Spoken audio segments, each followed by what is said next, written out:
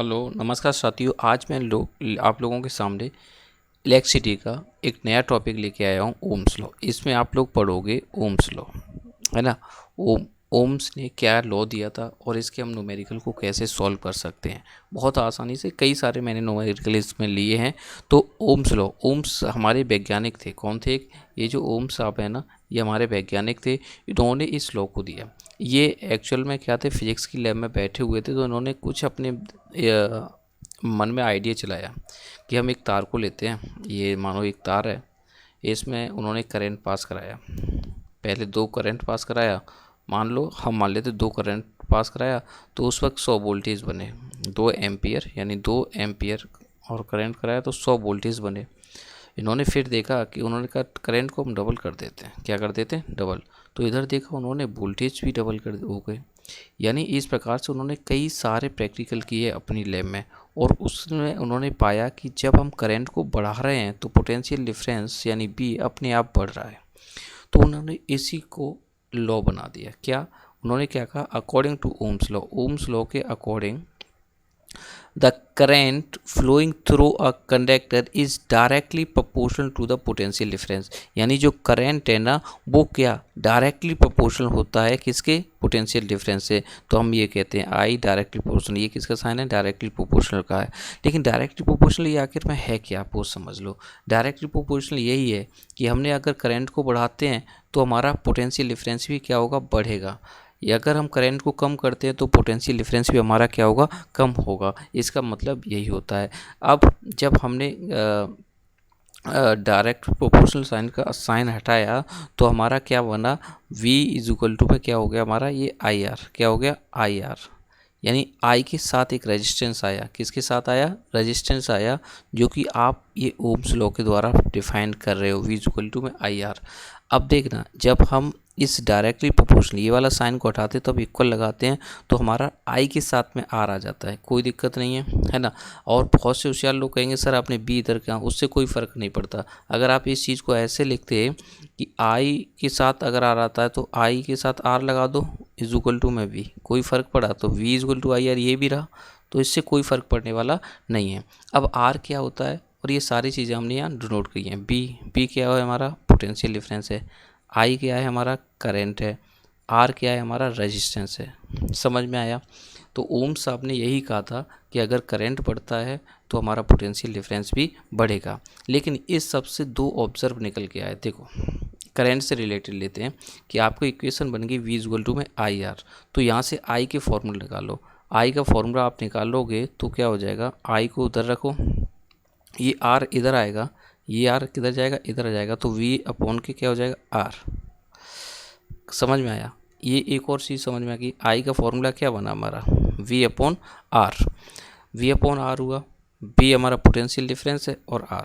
मतलब यहाँ से एक चीज़ पता लग रही है कि हमारा b है ना ऊपर है, तो इसे हम डायरेक्टली प्रोपोर्शनल कह सकते हैं। तो देखो इससे जो ऑब्जर्व हमें एक बार क्या मिला कि हम क्या कह सकते हैं, जो i है ना वो b के डायरेक्टली प्रोपोर्शनल होता है। वो बिल्कुल ओम साहब ने कह ही दिया था, है ना। यानी पोटेंशियल डिफरेंस के डायरेक्टली प्रोपोर्शनल होता है। लेकिन यहाँ से एक चीज़ है, अलग अलग अगर आप लिखना चाहते हो, आई एक 1/r भी हो सकता है, क्योंकि अगर v हमको कॉमन ले लें तो क्या हो जाएगा? 1/r। 1/r का मतलब हो जाता है कि अगर इससे नीचे है तो इन्वर्सली प्रोपोर्शनल कहा जाता है। क्या कहा जाता है? Inversely proportional. क्या कहा जाता है? Inversely proportional. तो उन्होंने यही कहा, जो करंट है ना इन्वर्सली प्रोपोर्शनल होता है रेजिस्टेंस का। ये हमें क्या मिला? यहाँ से ऑब्जर्व हुआ। समझ में आ गया? ओम्स लॉ, कोई दिक्कत नहीं है। वैसे इतना ही है ओम्स लॉ में। कुछ न्यूमेरिकल्स भी हैं, हम इसके बारे में पढ़ेंगे। देखो ये न्यूमेरिकल है, इस प्रकार से न्यूमेरिकल है, हम इसे बहुत आसानी से कर सकते हैं। कैसे? देखो हम देख रहे हैं इस न्यूमेरिकल को। एक car headlight bulb working on 12 volt car battery. एक कार की हेडलाइट है जो काम कर रही है कितने? एक 12 वोल्ट की बैटरी पर। Draw a current 0.5 ampere. उससे कितना करंट निकाल रही है? 5 ampere. What is the resistance of light bulb? यानी लाइट बल्ब का रेजिस्टेंस क्या होगा, हमें ये बताना है। तो देखो सबसे पहले गिवन है। गिवन क्या क्या है वो चीज़ लिख लो। यानी आप लिखोगे गिवन। गिवन क्या है? 12 वोल्ट बी लगा हुआ है, समझ लो ये क्या है हमारा पोटेंशियल डिफरेंस, पीडी से डिनोट कर दो, कितना है हमारा 12 वोल्ट। दूसरा इसे हम अगर हम पीडी ना लिखें उसकी जगह हम क्या लिख सकते हैं, और क्या लिख सकते हैं, वी, पोटेंशियल डिफरेंस को बी कहा गया है यानी 12 हो गया। करंट, करंट किससे डिनोट किया जाता है, आई से, तो आई हमारा कितना है 0.5 एम्पियर, ये बना दो एम्पियर का, बी बना दो वोल्टेज का, कोई दिक्कत नहीं है। आपको क्या पूछा है, उसने रेजिस्टेंस पूछा है, तो आप लिखोगे V इक्वल टू में आई आर, क्या लिखोगे V इक्वल टू में आई आर। आपको रेजिस्टेंस पूछा है तो रेजिस्टेंस का फॉर्मूला वालो, नहीं बनाना चाहते मत बनाओ। तो B की वैल्यू आपको पता लगी कितनी है हमारी 12, B की जगह 12 रख दो, इक्वल टू हमारा क्या था, ये I था, आई की वैल्यू थी हमारी 0.5, कितनी है हमारी 0.5, मल्टीप्लाई में आर, आर हमारा कितना है नहीं पता, यही तो फाइंड करना है। ओके, तो यहाँ लिख दो आर इज इक्वल टू में क्वेश्चन मार्क, कोई दिक्कत नहीं है। अब ये 0.5 इधर आएंगे, किस में हो जाएंगे, ये हमारे डिवाइड में हो जाएंगे, हो गया ये डिवाइड में, क्लियर। तो 6.5 मान समझना, ये 0.5 है, इस पॉइंट को हटाएंगे तो ऊपर एक जीरो लगा देंगे। ओके, अब ये कितना हो गया 120.5, 5 से काट देंगे, 5 टू जा 10, 2 बचे और 5 4 जा 20, यानी जो हमारा रेजिस्टेंस आया वो कितना आ जाएगा हमारा 24। अब रेजिस्टेंस को किससे डिनोट करते हैं हम, ओम से, किससे डिनोट करते हैं, ओम से, क्लियर, समझ में आया। तो ये हमारा हो जाएगा आंसर। इसी के साथ हम एक और न्यूमेरिकल देख लेते हैं इसमें। An electrical appliance has a resistance 25, देख लो एक इलेक्ट्रिकल अप्लायंस है, क्या है, एक इलेक्ट्रिकल अप्लायंस है, इसमें क्या हो रहा है, एक रेजिस्टेंस दिया हुआ है जिसमें 25 एम्पियर है, क्या है हमारा, सॉरी 25 ओम है, यानी जो रेजिस्टेंस है वो कितना है 25 ओम है। The when a electrical appliance is connected to 230 volt supply line, what is the current, मतलब साफ साफ इसमें भी कहा गया है कि आपको रेजिस्टेंस की वैल्यू इसमें दे दी है, आर की वैल्यू दे दी है आपको 25, है ना। The volt when is electric appliance is connected to 230 volt, यानी वोल्ट आपको फिर से दिखाई दे गया, वोल्ट मतलब पोटेंशियल डिफरेंस, पोटेंशियल डिफरेंस का मतलब बी, तो बी की वैल्यू आप कहोगे सर फिर से हमें दे दी गई है 230, यानी इसमें क्या पूछा है, व्हाट इज़ करंट, करंट मतलब आई, इसे आप लोग अब कर सकते हो, कौन सा फॉर्मूला लगा दोगे, V इज इक्वल टू में आई आर, और इसका जो आंसर आएगा ना वो आप मुझे कमेंट बॉक्स में देना, क्लियर है ना। इसी के साथ मैं आपको एक और लेके आया हूँ एग्जाम्पल, अच्छा एग्जाम्पल है, इसे अच्छे से समझना बेटा, ठीक है, चलो करने की कोशिश करते हैं।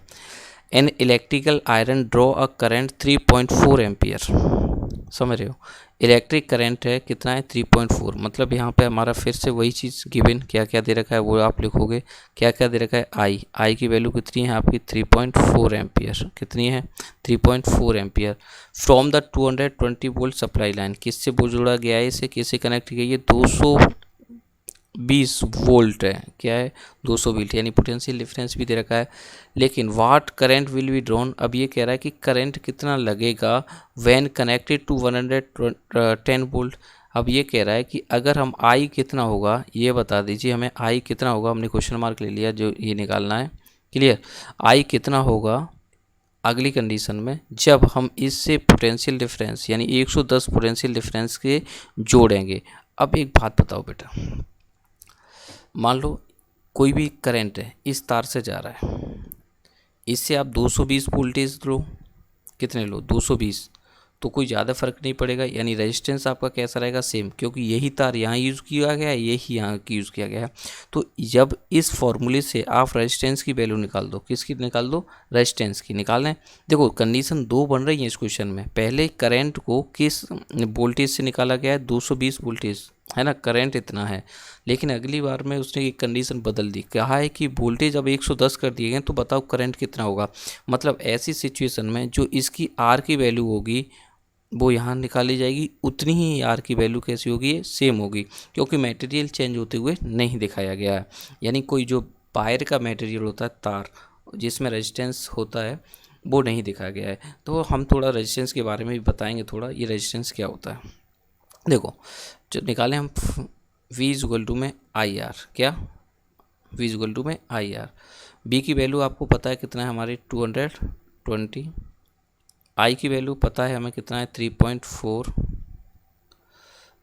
और मल्टीप्लाई में आर, ये 3.4 हमारा इधर आ जाएगा, यानी ये किस में जाएगा ओके। और इसे हम क्या करेंगे, पॉइंट हटाएंगे, एक जीरो लगाएंगे और इसे आपस में काट देंगे। काटने के बाद जो हमारा आंसर आ जाएगा वो आ जाएगा रेजिस्टेंस 64.7 ओम।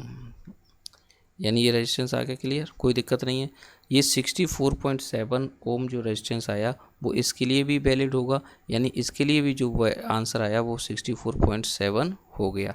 अब इसमें अगेन लगा दो, अगेन फॉर्मूला लगा दो क्या, V इक्वल टू में IR। बी की वैल्यू आपको इसमें पता दे रखी है 110 दे रखी है, आई की वैल्यू आपको पता नहीं है, यही तो फाइंड करनी है। लेकिन रेजिस्टेंस आपको पता है कितना है, आर की वैल्यू आपको पता है 64.7 है, कोई दिक्कत नहीं। ये 64.7 इधर आएंगे तो ये डिवाइड में हो जाएंगे और इधर बचेगा हमारा आई। इसे पॉइंट हटा के जीरो बढ़ाएंगे और इसे हम काट देंगे। काटने के बाद आंसर आएगा हमारा 1.7। कितना आएगा हमारा 1.7 एम्पियर, ये करंट है। तो यही हमारा क्या हो जाएगा आंसर। तो बहुत सारे अच्छे क्वेश्चन हमें मिलने को देखने को मिले, लेकिन मुझे एक टॉपिक बताने को रह गया है, वो मैं आपको समझाने वाला हूँ, समझना बहुत अच्छे से। वो टॉपिक है हमारा क्या, रेजिस्टेंस। क्या है, रेजिस्टेंस। रेजिस्टेंस की ना तो हमने यहाँ पे डेफिनेशन दी और ना आपको समझाया हमने, तो वो भी पहले समझ लो अच्छे से, ये रेजिस्टेंस आखिर में क्या होता है।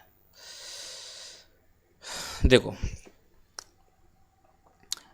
ये मानो एक तार है, क्या ये हमारा तार है, इसमें करंट इधर फ्लो हो रहा है, किधर, इधर फ्लो हो रहा है। करंट की डायरेक्शन आप जानते हो, पॉजिटिव टर्मिनल से निकलता है और किधर की तरफ जाता है, नेगेटिव टर्मिनल की तरफ जाता है। ठीक है, पॉजिटिव टर्मिनल से निकलता है और नेगेटिव की तरफ जाता है। मान लो ये तार है, करंट इसका इधर की तरफ फ्लो हो रहा है, तो जो रेजिस्टेंस है ना इसका अपोजिट करता है, क्या करता है, अपोजिट करता है। ठीक है, अपोजिट से मतलब समझे, अपोजिट मतलब उल्टा, विपरीत करता है। ठीक है, तो विपरीत करेगा तो करंट पर कुछ ना कुछ प्रभाव पड़ेगा, इस रेजिस्टेंस की वजह से करंट पर प्रभाव पड़ता है। तो अगर आपसे पूछे व्हाट इज रेजिस्टेंस, तो आप कहोगे resistance opposites the flow of current. क्या, रेजिस्टेंस अगर आपकी डेफिनेशन कोई पूछता है तो आप क्या लिखोगे, resistance opposites the flow of current in the conductor. Clear है, समझ में आया। मुझे याद नहीं रहा था इसलिए मैंने आपको यहाँ बताया। देखो अब हम मिलेंगे आपको नेक्स्ट वीडियो में, जो कि आगे आने वाली है, उसमें आप कई सारे मेन टॉपिक पढ़ोगे। आज के लिए हम इतना ही रखते हैं और हम मिलेंगे नेक्स्ट वीडियो में। Thank you and bye.